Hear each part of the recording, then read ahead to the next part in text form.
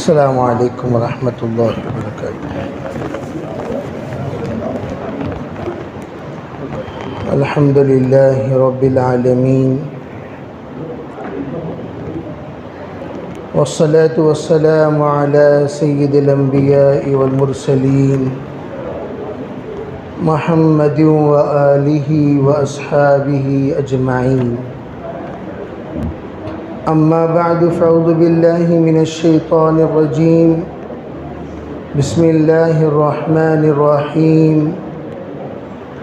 فانکحوا ما طاب لکم من النساء۔ وقال النبی صلی اللہ علیہ وسلم: النکاح من سنتی۔ وقال علیہ الصلاة والسلام: ومن رغب عن سنتی فلیس منی۔ وقال علیہ الصلاة والسلام: من سن سنتی عند فساد امتی فلہ اجر 100 شہید۔ اللہم ایدنا بتأییدک، اللہم ایدنا بتأییدک، اللہم ایدنا بتأییدک یا رب العالمین۔ دوستو، عزیزو، بھائیو، بزرگو، یہ محفل نکاح کی محفل ہے جس میں حضرت نبی اکرم صلی اللہ علیہ وسلم کی وہ مبارک سنت جو انبیاء علیہم السلام کی مجموعی سنت کہلائی جاتی ہیں، اور جس کا حکم اللہ جل جلالہ امن والہ نے دیا ہے، اس مبارک سنت پر عمل کیا جا رہا ہے، عمل کیا جائے گا۔ اور یہ مسنون مجلس میں ہم میں سے بہت سارے بحیثیت دلہا بیٹھ چکے ہیں، اور کچھ احباب نوجوان انشاءاللہ بیٹھیں گے۔ اور یہ نکاح کی مجلس کوئی رسمی مجلس نہیں ہے، جیسے عام طور پر رسم و رواج کا ایک بڑا لوگوں میں رواج ہے کہ رسمی طور پر لوگ ایک عمل انجام دیتے ہیں اور وہ دینے کے لوگ عادی ہو جاتے ہیں۔ نکاح کی محفل ایسی رسمی محفل نہیں ہے، بلکہ نکاح بعض تقاضوں پر فرض ہو جاتا ہے، بعض مواقع پر واجب ہو جاتا ہے، بعض موقع پر مسنون ہے، بعض موقع پر مکروہ ہے، بعض موقع پر حرام ہے، ناجائز ہے۔ فقہا نے نکاح کی یہ 5 قسمیں بیان فرمائی ہیں۔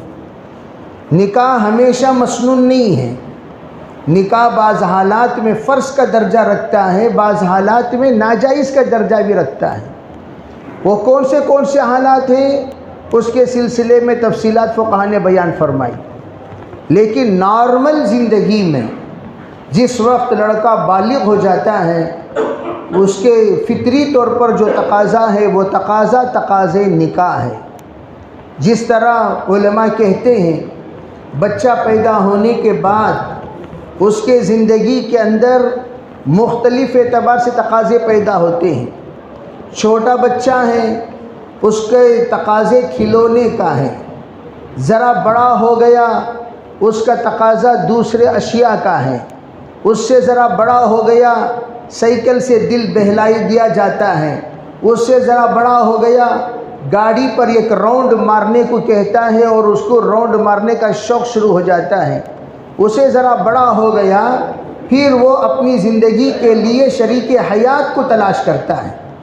علماء فرماتے ہیں جس وقت شریک حیات کو تلاش کرنے کا وقت آئے، آپ اس کو گاڑی میں راؤنڈ مارنے کے لیے کہیں بیٹا کار لے جاؤ، راؤنڈ مار کے آ جاؤ، 2 ویلر لے جاؤ، راؤنڈ مار کے آ جاؤ، تجھے میں 2 ویلر دلا دوں گا، تجھے میں 4 ویلر دلا دوں گا، تو اس کے تقاضے اور اس کی تمنائیں پورے نہیں ہوتے۔ حضرت نبی اکرم صلی اللہ علیہ وسلم نے فرمایا وہ نوجوان جو کمانا شروع کر دے اور اس کے ہاتھ میں کچھ پیسہ جمنا شروع ہو جائے، فوراً اس کا نکاح کر دیا کرو۔ جس وقت مال जेब में आना शुरू हो जाते हैं, दिल और दिमाग में वसाविस तारी हो जाते हैं, नज़रों में वसवसे तारी हो जाते हैं और नज़रें बेकाबू होती हैं, ज़ुबानें बेकाबू होती हैं। जिस वक्त इन तमाम बेकाबू हालत को काबू लाने का तुम फ़ैसला करो तो उस वक्त में फ़ौरन निकाह कर दिया करो। निकाह के ज़रिए से तमाम हरकात को सुकून मिल जाएगा। इसीलिए लितस्कुनु इलैहा कहा गया कुरान पाक में, ताकि तुम सुकून हासिल करो। निकाह से पहले तुमने अपने जहनों में हरकत पाई, निकाह से पहले हम महसूस हुआ कि नज़रों में हरकत है, निकाह से पहले ज़ुबान में हरकत है, निकाह से पहले जज्बात में, ख़यालात में, सोच में, तफक्कुरात में हरकत है। उन तमाम हरकतों को सुकून मिला कब? जब निकाह कर दिया गया। इसलिए उलमा कहते हैं निकाह से पहले 4 चीज़ों की तैयारी लड़का करे, 4 चीज़ों में तैयारी लड़की करे। लड़के में 4 चीज़ों की तैयारी क्या है? सबसे पहली चीज़ वो अपने शबाब को बाकी रखे। इस्तेदाद निकाह मन इस्तता मिनकुमुल बाअता। उलमा ने अजीब बात फरमाई। बाआ का तर्जुमा क्या? निकाह के तकाज़े के पूरा करने की ताकत, निकाह के बाद आने वाले तकाज़े को पूरा करने की हिम्मत जब तुम अपने अंदर पाओ, उसके लिए क्या क्या करना? नंबर 1 अपनी सेहत को बचाना। निकाह के काबिल बनना है तो अपनी सेहत को बचाना है। नंबर 2 अपने माल को, अपनी दौलत को इतना महफूज रखना कि वो निकाह के बाद आने वाली ज़िंदगी में किसी के सामने हाथ फैलाने की नौबत ना आए। नंबर 3 अपने अंदर मेहनत का जज्बा पैदा करना कि निकाह के बाद खुद अपने पैरों पर खड़ा होने वाला बन जाए, किसी और के पैरों पर भरोसा ना करे। मेरे चचा बड़े मजबूत हैं, मेरे वालिद बड़े मजबूत हैं, मेरे दादा बड़े करोड़पति हैं, मेरे फूफा बड़े लखपति हैं, मेरी मदद ये करेंगे, मेरी मदद वो करेंगे। शादी तेरी हो रही है और तेरी बीवी ने तुझ पर भरोसा करते हुए आई है, तो सबसे पहले तुझे तुझ पर भरोसा होना चाहिए। इसलिए कहा अपने पैरों पर खड़ा होने वाला बन जाए। नंबर 4 सबसे पहली चीज़ उसके अंदर ताकत, हिम्मत, हौसला, एतमाद होना चाहिए। ये 4 चीज़ें लड़के के अंदर देखी जाएंगी। अब लड़की के अंदर क्या देखी जाएंगी?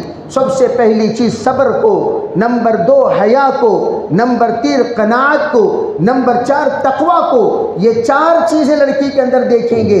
ये 4 चीज़ें जिस वक्त लड़की के अंदर होगी, सब्र वाली होगी, हया वाली होगी, तकवा वाली होगी, कानिता होगी, तो वो ज़िंदगी के लिए नेक साले बीवी बनकर साबित होगी। इसीलिए आमतौर पर कहा जाता है बेटी को नसीहत करते वक्त ये नसीहत किया करो, बेटी आज तक तुम शहजादी बनकर मेरे घर में रही हो, लाडली बनकर मेरे घर में रही हो, तुम अब तक माशाल्लाह अकलौती बनकर सबकी चहेती बनकर रही हो, लेकिन अब तुम शादी होने के बाद एक की बीवी बनने जा रही हो, एक की बहू बनने जा रही हो, तो तुम्हारे ज़िम्मे है कि तुम जिस तरह मेरे पास रहते हुए अच्छी बेटी बनकर, अच्छी बहन बनकर, अकलौती बनकर, लाडली बनकर, महबूबा बनकर जैसे तुम यहाँ थी, वहाँ जाने के बाद अच्छी बीवी बनकर, अच्छी बहू बनकर साबित होना।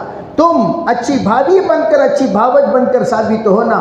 तुम वहाँ पर जहाँ भी जा रही हो हमारे नाम कमाने वाली बनकर, हमारी इज्जत और आबरू बचाने वाली बनकर साबित होना। ये हम नसीहत करेंगे लड़की को। और लड़के को नसीहत करेंगे, बेटा अब तक तुम जो भी थे बैचलर ज़िंदगी में थे, जो भी थे आज़ाद ज़िंदगी गुजारते थे, जो भी थे तुम आज़ाद परिंदे की तरह रहते थे, लेकिन आज शादी होने के बाद तुम एक नस्ल के ज़िम्मेदार बनने वाले हो, तुम बाप बनने वाले हो, तुम्हारा मकाम एक अलग हो गया, तुम्हारा मर्तबा अलग हो गया, तुम्हारे ताबे एक औरत आ चुकी हैं। अब वो खातून की तरबियत, वो खातून की इस्लाह, वो खातून की जहन साजी, वो खातून की हर तरह का ख्याल रखना वो तुम्हारे ज़िम्मे है। तुम नमाज के पाबंद रहोगे, तुम्हारी बीवी नमाज की पाबंद रहेगी, तुम हया के पाबंद रहोगे, तुम्हारी बीवी हया के पाबंद रहेगी, तुम क़नाअत के पाबंद रहोगे, तुम्हारी बीवी क़नाअत के पाबंद रहेगी, तुम जितना तक़वे तहारत से ज़िंदगी गुजारोगे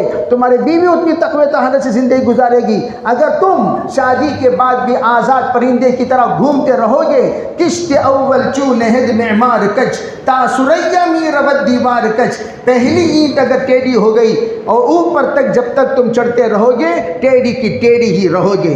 गुरबा रोज़े अव्वल बकुश, अगर बिल्ली घर को आती है रोज़े अव्वल जो तुम आदत डालते हो वही आदत बिल्ली को पड़ जाएगी। बिल्ली को आपने सिखा दिया, बिल्ली तुम्हें वहाँ पर दूध पीना है, वहाँ पर टट्टी करनी है, तुम्हें वहाँ रहना है, यहाँ पर गश कर सकती हो, यहाँ सो नहीं सकती, यहाँ तुम अपनी ज़रूरियात को फारिग नहीं कर सकती, यहाँ दस्तरखान पे जो भी है वो खा नहीं सकती।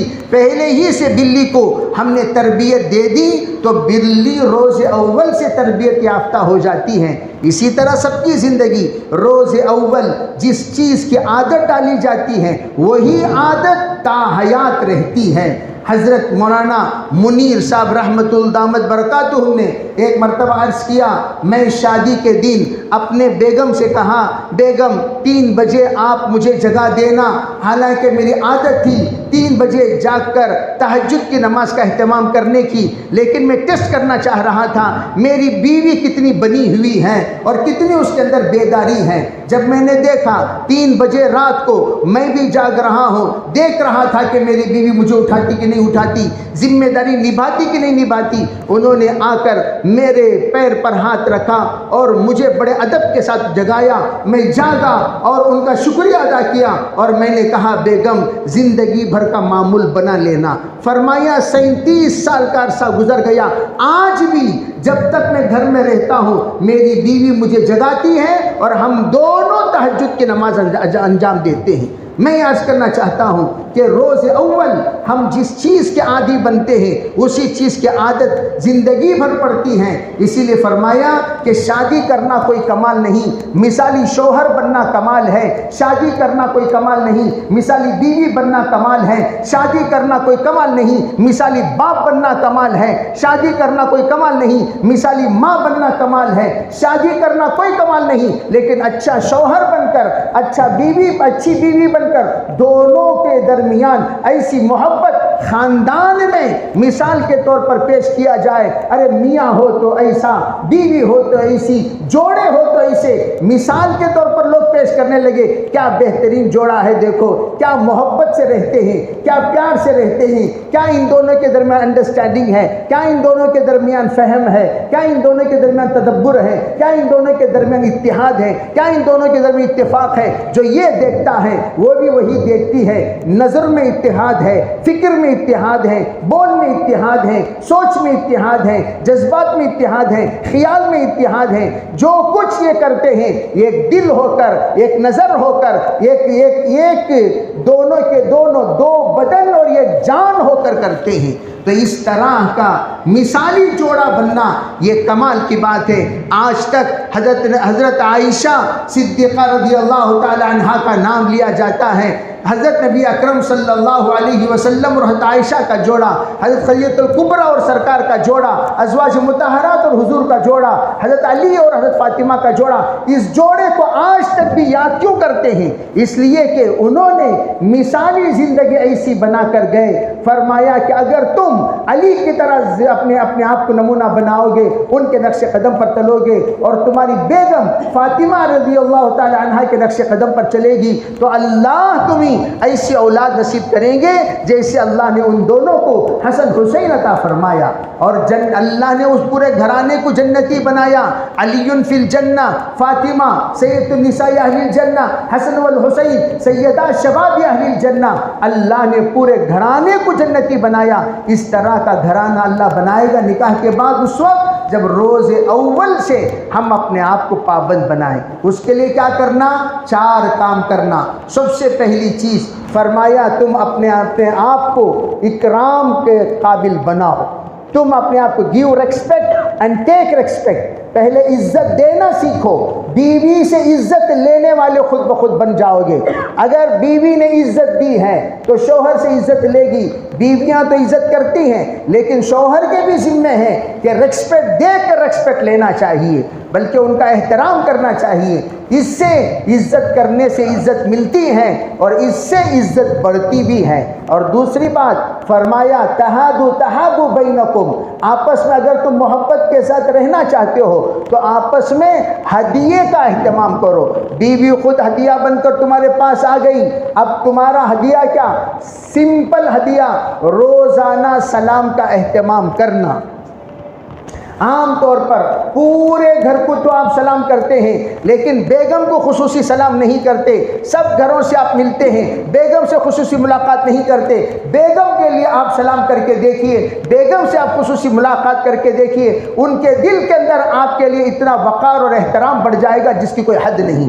کسی نے حضرت مدنی سے آ کر کہا حضرت ہمارے گھر میں سکون نہیں ہے۔ حضرت نے فرمایا کیا تم لوگ سلام کرتے ہو آپس میں؟ کہا جی ہمارا اندر اہتمام نہیں ہے۔ فرمایا جہاں سلام نہیں وہاں سلامتی نہیں، جہاں سلام ہے وہاں سلامتی ہے۔ فرمایا تم آپس میں سلام کیا کرو، اللہ محبت پیدا کر دے گا۔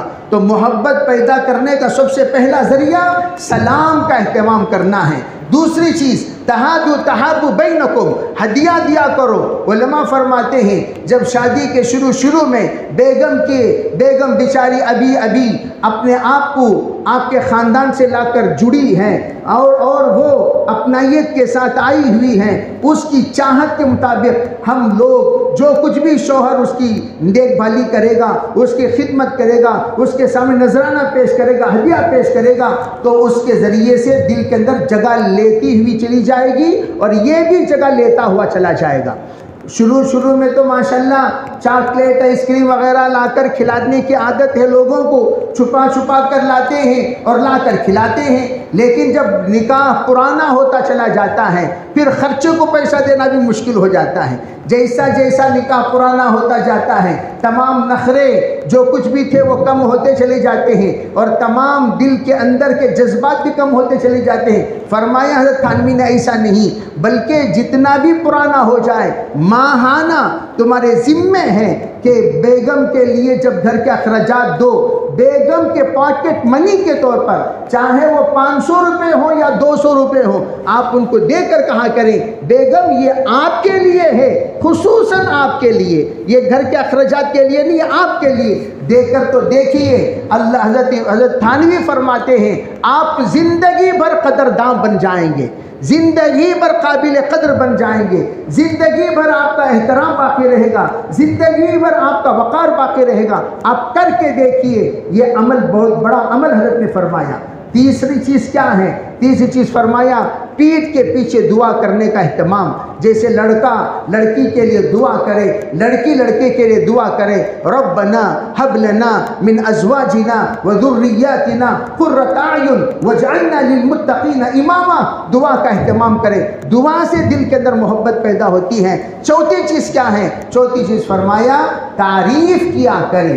جھوٹی تعریف حدیث پاک میں میاں کا بیوی کی تعریف کرنا، بیوی کا میاں کی تعریف کرنا، چاہے وہ تعریف جھوٹی ہی کیوں نہ ہو، وہ محمود ہے، وہ جھوٹ نہیں ہے، اس پر تمہیں ثواب ملے گا۔ تعریف کرنے کا حکم دیا گیا۔ فرمایا کبھی اس کی چائے کی تعریف کیجئے، ہمیشہ چہرے کی تعریف کرتے ہوئے نہیں رہنا، کیا جی تمہاری ناک کی، کیا جی تمہارے ہونٹ، ارے بھائی خالی یہ کرتے رہو گے وہ سمجھ جائے گی انہیں بڑا چھتری ہے۔ ارے بھائی آپ جب تعریف کرو تو اینگل بدل کے تعریف کرو، کبھی ان کی چائے کی تعریف کر دی، کبھی ان کی صفائی کی تعریف کر دی، کبھی ان کی تحمل کی تعریف کر دی، کبھی ان کی جو کپڑے کی تعریف کر دی، کبھی ان کے اخلاق کی تعریف کر دی، کبھی ان کی عبادت کی تعریف کر دی، کبھی ان کی تلاوت کی تعریف کر دی، کبھی ان کی ذکر کی تعریف کر دی۔ تو آپ نے تعریف کر دیا تو انشاءاللہ وہ بگڑے گی نہیں، وہ بنتی چلی جائے گی۔